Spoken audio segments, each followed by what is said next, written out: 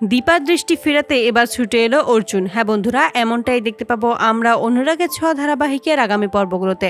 অনেক পরীক্ষা করার পর সকলে জানতে পারে দীপা চোখে দেখতে পায় না। এতে করে সবাই খুব ভেঙে পড়ে, চিৎকার করে বলে ওঠে যে শেষ অব্দি ওই রুডি আমাদের সমস্ত সুখ কেড়ে নিয়ে চলে গেছে। তখন দীপা সবাইকে শান্ত করে আর বলে যে আমি চোখে দেখতে পাই না তো কি হয়েছে, আমি এখন থেকে অনেকগুলো চোখে বাকিটা জীবন কাটিয়ে দেবো, তোমাদের সবার চোখ দিয়ে সবকিছুই দেখবো। এতে করে আমার আর কোনো আফসোস নেই, শুধু তোমরা সবাই একসাথে মিলেমিশে থাকবে, দুঃখে সুখে পাশে থাকবে, এটাই আমি চাই, তাহলেই আমি খুশি। সোনা তখন কান্না করে দীপার কাছে এসে বলে যে সবকিছু হয়েছে আমার জন্য মা, সবকিছুর জন্য আমি দেই, আমার জন্যই আজকে এই অবস্থা তোমার। দীপা তখন সোনাকে শান্ত করে বলে যে এখানে তোমার আর কোনো দোষ নেই, সবকিছুই আমাদের ভাগ্যে লেখা ছিল।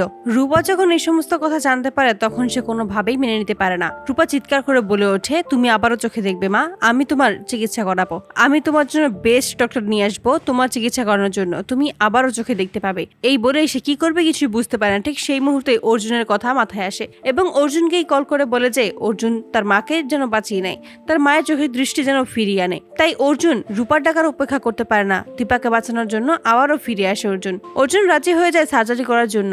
অর্জুন এসেই দীপার চোখের সার্জারি করায়। অনেক চেষ্টার পরে দীপার সার্জারি সম্পূর্ণভাবে শেষ করতে পারে অর্জুনের জন্যই দীপা আবারও তার চোখের দৃষ্টি ফিরে পায় এবং সকলকে নিয়ে হাসি খুশি থাকে। তো বন্ধুরা, তোমরা এটাই তো চাওয়ার জন্য এভাবেই রূপার কথাতেই যেন অর্জুন এসে দীপার দৃষ্টি ফিরিয়ে দেয়, কমেন্টে জানাও। আর নিয়মিত আপডেট পেতে আমাদের চ্যানেলটি এক্ষুনি সাবস্ক্রাইব করে পাশে থাকো। ধন্যবাদ।